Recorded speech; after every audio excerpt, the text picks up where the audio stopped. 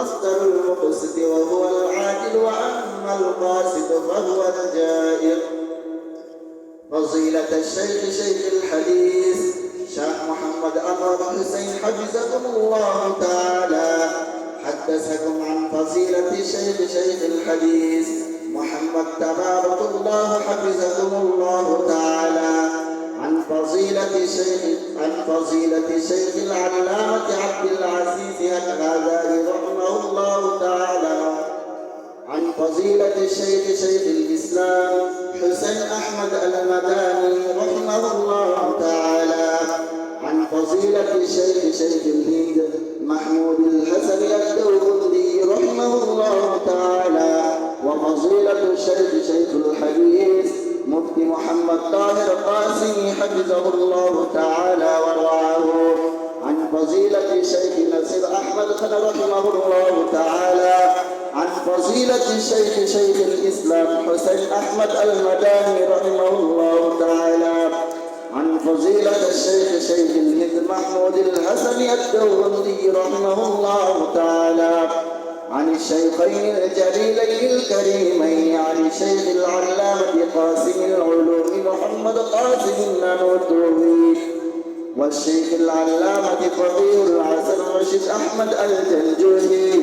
وهما يرويانه عن العارف بالله الشيخ عبد الغني المجددي عن مولانا الإمام الحجة الشيخ محمد الدهلوي عن سراج الهند شيخ عبد العزيز الدهلوي عن عارف بالله المسند الهند الشيخ ولي الله أحمد بن عبد الرحيم النقشبندي قال أخبرنا الشيخ أبو طاهر محمد بن إبراهيم الكردي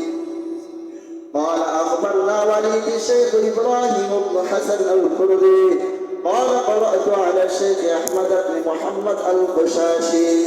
قال أخبرنا الشيخ أحمد بن عبد القدوس المنشاوي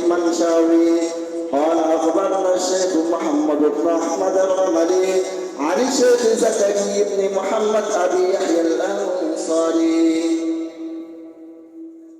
قال قرأت على الشيخ الحافظ الحجة الإمام الأئمة حافظ الدنيا أبي أحمد بن علي بن الحجر الأسقلاني عن الشيخ إبراهيم بن أحمد التنوخي عن الشيخ أحمد بن أبي طالب عن الشيخ المبارك عن الشيخ عبد الأول بن عيسى المروي عن الشيخ عبد الرحمن بن مظفر الدولي عن الشيخ أبي محمد عبد الله بن أحمد السرخسي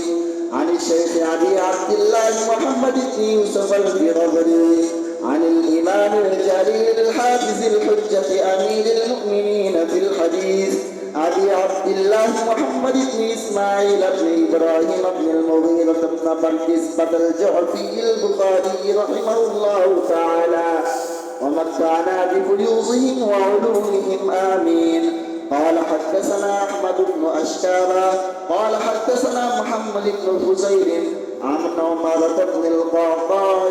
عن أبي زرعة عن أبي هريرة رضي الله تعالى عنه قال قال النبي صلى الله عليه وسلم كلمتان حبيبتان إلى الرحمن